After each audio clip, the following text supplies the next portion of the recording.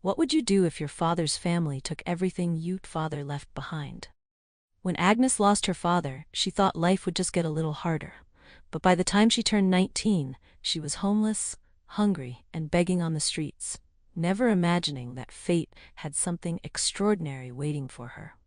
Agnes was once the pride of her father's heart, the only daughter of Chief Frank Smith, a man so wealthy that his name alone opened doors. Their mansion in Lekki was like a palace, guarded, golden-gated, and full of joy. Her mother had died when she was just 5, so her father made sure she never lacked anything. But wealth attracts vultures. When Chief Frank suddenly collapsed during a board meeting and passed away, Agnes was only 17. His death was a thunderstorm, loud, chaotic, and devastating. At his funeral, the extended family came with crocodile tears and fake sympathy. "We'll take care of you," they said. "You're still our daughter," they promised. But 2 weeks after his burial, everything changed. One uncle took the mansion, another one seized the cars. They forged documents, manipulated lawyers, and in a blink, Agnes had nothing. They claimed she was too young to inherit anything. Agnes cried for help. She knocked on the doors of her relatives, but they shut her out. And when she thought things couldn't get worse, the bank arrived. Apparently, her father had taken a huge loan to complete a massive real estate project, but he died before clearing it. The bank repossessed the last 2 properties. All accounts were frozen. In less than 2 months, Agnes went from a billionaire's daughter to sleeping outside a church in Ikeja. She tried to hustle. She braided hair for strangers, sold sachet water. Sometimes she didn't eat for days. One evening, her stomach growled louder than her pride. She sat near a filling station, holding a piece of cardboard that read, "Please, I just need food. God bless you." That's when a black G-Wagon slowed down beside her. The door opened. A young man in designer jeans stepped out. "Excuse me," he said. "Are you okay?" Agnes looked up. Her eyes were tired but still proud. "What do you want?" "I have a project, a job, for you." She squinted. "What kind of job?" He smiled nervously. "I want you to pretend to be my girlfriend. Just for a few months, I'll pay you 5 million. Agnes stared at him like he was mad. "Are you joking? My name is Peter Johnson. My parents want me to marry or I'll lose my inheritance. I don't believe in love anymore, but I need someone convincing."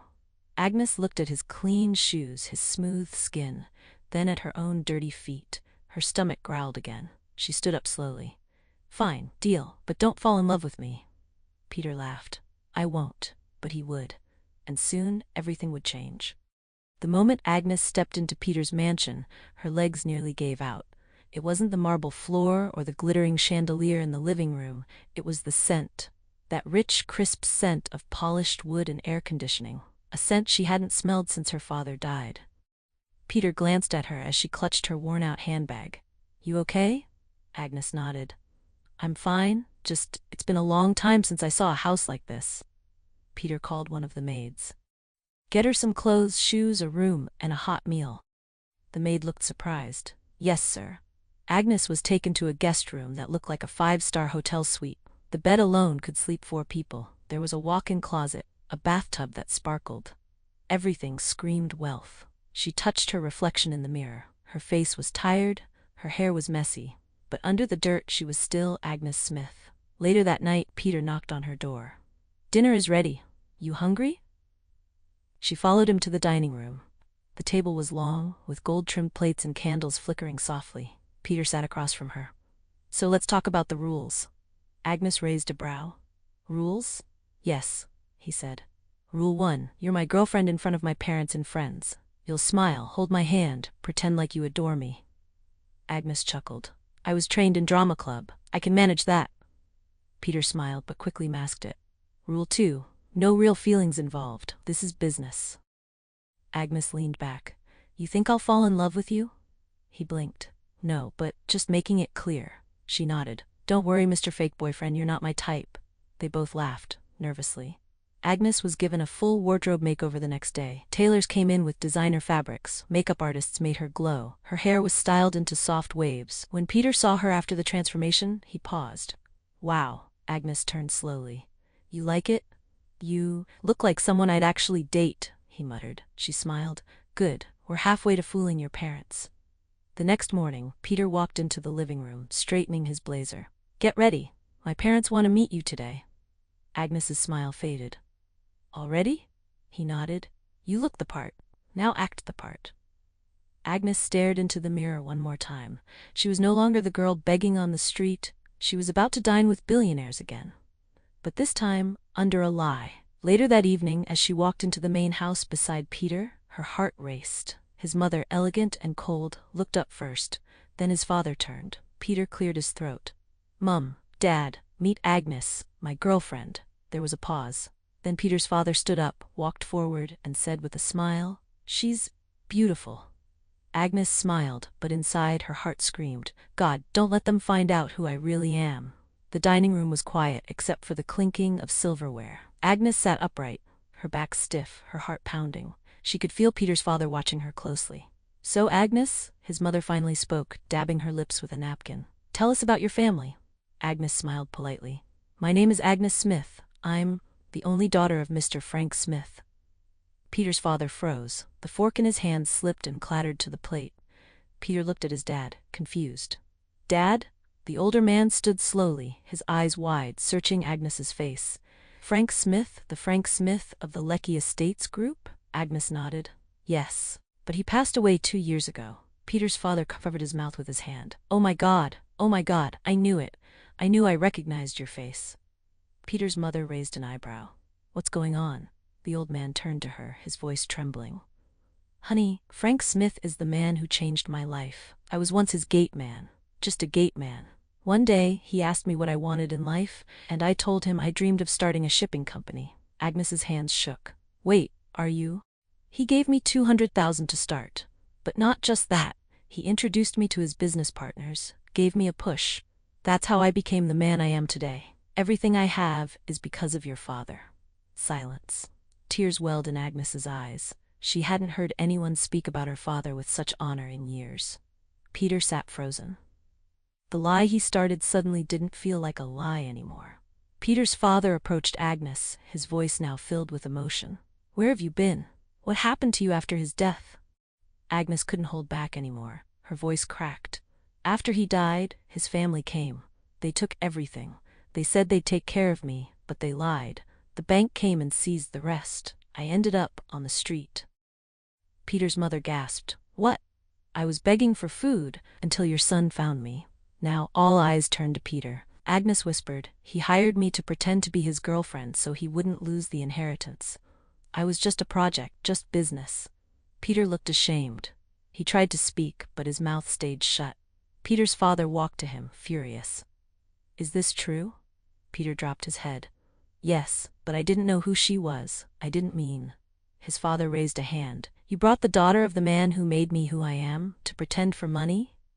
Agnes stood. It's not Peter's fault. He saved me. Peter's father turned back to her. You're not going back to the streets. From now on, you are part of this family. Anything you want, you'll have. Agnes's lips trembled. Thank you, sir. But deep down she wondered, was it too good to be true? And more importantly, was Peter starting to feel something real? Agnes couldn't sleep that night. Not because the bed was too soft or the room too quiet, but because of everything Peter's father had said. You are part of this family now. How could life change so quickly? Yesterday she was begging for food. Today she was wearing silk pajamas in a billionaire's guest room. But her heart? It was still broken, guarded. The next morning she stepped out of the room and found Peter standing in the hallway, dressed in a sharp black suit. He looked at her. You didn't sleep, did you? Agnes folded her arms. You knew who my father was, didn't you? Peter looked shocked. No, I swear, I didn't. She studied his face. For the first time she saw guilt in his eyes, not the kind from a scheme, but something deeper. I didn't plan for this, Agnes, he said quietly. I just needed someone to pretend. I didn't expect you to actually matter. Agnes's heart skipped. Did he just say that? But she pushed it aside. Your parents seem to like me now. But what happens when they find out this whole thing started with a lie? Peter sighed. I'll tell them. Everything. Just give me a little time. She shook her head. You should have told them already. Later that afternoon, Peter's mother took Agnes shopping, real shopping. Designer clothes, luxury perfumes, jewelry she could only dream of before. Peter has changed, his mother said while they browsed. He smiles more since you arrived. There's something different about him. Agnes smiled weakly. Maybe he's just trying to impress you. But deep down, she knew. Something had shifted. The way he looked at her. The way he stayed up making sure she was okay. This wasn't business anymore. That evening, as the family had dinner together again, Peter suddenly cleared his throat. Dad, Mum, there's something I need to say. Everyone turned. Agnes held her breath. Peter stood, nervous. When I first met Agnes, it wasn't love at first sight. It was desperation. I was afraid of losing everything, and she was on the street. Gasps. I offered her money to pretend to be my girlfriend. It was wrong. But now it's no longer an act. I don't want her as a pretend partner. I want her as the real thing. Agnes stared at him, stunned. Peter's father leaned forward. You mean you're in love with her? Peter looked at Agnes, his eyes soft. Yes. The room fell into silence. Agnes stood slowly. Her hands trembled. You didn't have to say that. I was just a project. Peter shook his head. Not anymore. But Agnes turned and walked away. Not because she didn't care, but because she cared too much. She stood on the balcony that night, staring at the stars, whispering to herself, I've been used before.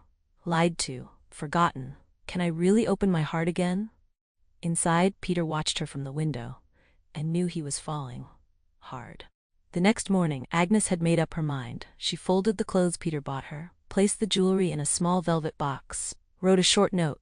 Thank you for everything, but I can't stay where love is unsure, and my heart still fears being used. Agnes. She crept out of the guest room, holding nothing but her old handbag. No makeup, no fancy dress, just the same girl who had once begged at the roadside. As she tiptoed to the front gate, Peter was already standing there. Going somewhere? He asked quietly. She froze. He walked toward her, his eyes tired. You were really going to leave? Just like that? I have to, she said, forcing back tears.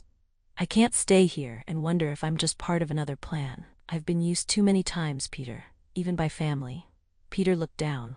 I know I started this wrong, but what I feel now? It's real. She shook her head. Feelings are easy to say, actions prove them. Peter took her hand gently. Then let me show you something. Confused, Agnes followed him into the car. They drove through quiet streets until they arrived at a gated compound. What is this? She asked. Peter unlocked the gate himself. Come and see. Inside was a newly renovated 2-story building. Fresh paint, a garden with flowers blooming, a signboard being installed at the front read, Agnes Smith Foundation for Girls. Agnes's mouth dropped open. What is this? Peter turned to her, eyes glossy. A home, for girls like you, for girls who were thrown away by the world. I bought the building and registered the foundation in your name. She gasped. Why would you do that? Because I don't just want you to feel safe in my house, he said, voice breaking. I want you to feel safe in this world again. I want you to remember who you are, Agnes. The daughter of a man who gave me everything. Now it's my turn to give something back. Tears streamed down Agnes's cheeks. No one had ever done something like this for her, not even her own blood relatives. She looked at the building again.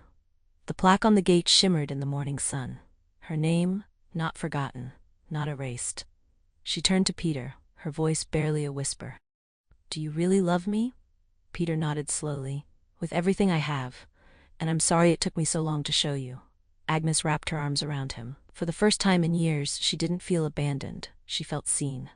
At that moment, she wasn't a beggar. She wasn't a project. She was a woman being loved for who she was. 1 week after the foundation launch, Agnes sat on the rooftop balcony of the house Peter bought in her name. She sipped tea slowly, watching the sunrise. Peace? After so much pain. Volunteers had already started moving in to help run the foundation. Young girls from the streets, some orphans, some victims like her, were coming in for food, clothes, safety, and love. Peter was beside her every step of the way, and though they weren't officially dating, everyone could see it in his eyes. He was already hers. But peace doesn't last long when the past still breathes. That same day, a black car pulled up to the foundation gate. The security guard ran to inform Agnes. She came out and froze. It was her uncle, the one who kicked her out of her father's house, the one who told her to go and suffer like her mother. Behind him were 2 of her cousins, dressed in oversized suits, faces full of fake smiles. Agnes! Her uncle said with arms wide open. My daughter, we've been looking for you. She folded her arms. Now that I have something, right? Peter stood beside her, silent but firm. Her uncle cleared his throat. We made mistakes. We were confused after your father's death. You know how family matters can be. Agnes blinked. You called me a disgrace, left me on the street. You watched me beg. Her cousin stepped forward, pretending to cry. We've lost everything, Agnes. The properties we took, they're all gone. Business is bad. We need your help. Peter's jaw tightened. You didn't help her when she needed you. Why should she help you now? Agnes raised her hand gently. Peter, let me speak to them alone. He nodded and stepped back. She looked her uncle in the eyes. Do you know what it's like to sleep on a cold floor, hungry and hopeless? Do you know what it's like to pray someone sees you as human? Her uncle dropped his head. I'm sorry. I'm not the same girl you threw away, she continued. I'm not helpless anymore. I've forgiven you, but I will never forget. So, will you help us? Her cousin asked. Agnes sighed. You won't get a single naira from me, but if you're truly lost, if you're truly broken, go through the same process I did. Help the girls here. Serve, clean, learn humility, and maybe, just maybe, I'll consider speaking to you again. Her uncle's face burned with shame. Serve? In this place? Agnes smiled. It's either that or the street. They left, angry, embarrassed, defeated. Agnes turned to Peter and whispered, That was for every time someone made me feel small. Peter pulled her close. You're not small. You're a giant. That night, as they danced slowly under the stars at a celebration dinner for the foundation, Peter looked into her eyes. I don't want to pretend anymore, he said. Agnes smiled. Neither do I. 6 months later, the Agnes Smith Foundation had grown into a beacon of hope. Girls who were once homeless were now learning fashion design, tech, cooking, and most importantly, confidence. Agnes stood at the entrance gate in a white gown, her skin glowing in the afternoon sun. The same gate where she had once tried to escape quietly. Now a long red carpet stretched before her. Today was the foundation's official unveiling and award ceremony. And Peter had something else planned. As Agnes walked into the decorated hall filled with reporters, cameras, and cheerful beneficiaries, Peter's father stepped up to the stage. Ladies and gentlemen, he said, I want to introduce someone very special, a woman whose father gave me a future and whose strength has inspired a generation. He turned to Agnes. Please come forward. Nervously she walked to the stage. The crowd clapped. I present to you, he continued, the new chairperson of my company, Agnes Smith. Gasps filled the hall. Peter stepped forward, smiling. My father and I agreed. No one deserves to lead more than the daughter of the man who helped us start. Agnes, you're not just part of this family. You are this family. Tears streamed down her face. Thank you. I don't even have the words. He took her hand and held her close. Wait, there's more. Peter turned to the crowd. 6 months ago, I met Agnes by chance. I asked her to pretend to be something she wasn't. But every day she showed me who she truly is. Strong, kind, brilliant, and brave. He dropped to one knee. Gasps. Cameras flashed. Agnes froze. Peter brought out a velvet box and opened it. A diamond ring sparkled inside. I don't want a pretend girlfriend anymore, he said. I want a real wife. Agnes Smith, will you marry me? Agnes covered her mouth, overwhelmed. Just months ago she was begging on the street. Now, someone was begging for her love. She whispered, yes. The crowd erupted in cheers. Peter slipped the ring on her finger and hugged her tightly. You're my miracle. That night, as they danced under fairy lights in the garden, Peter's father came to her side. I see your father in you, he said. He would be proud. Agnes looked up at the stars. I feel like he's watching, smiling. Peter leaned in. You were never just a project, Agnes. You were always the one. She smiled through tears. And you were the answer to a prayer I stopped praying. Hand in hand, they faced the future. From a street corner to a CEO's office. From fake love to forever love. Agnes wasn't a victim anymore. She was a voice. She was a light. She was chosen. Thanks for watching. Please like, share, and subscribe. Don't forget to tell us where you are watching us from.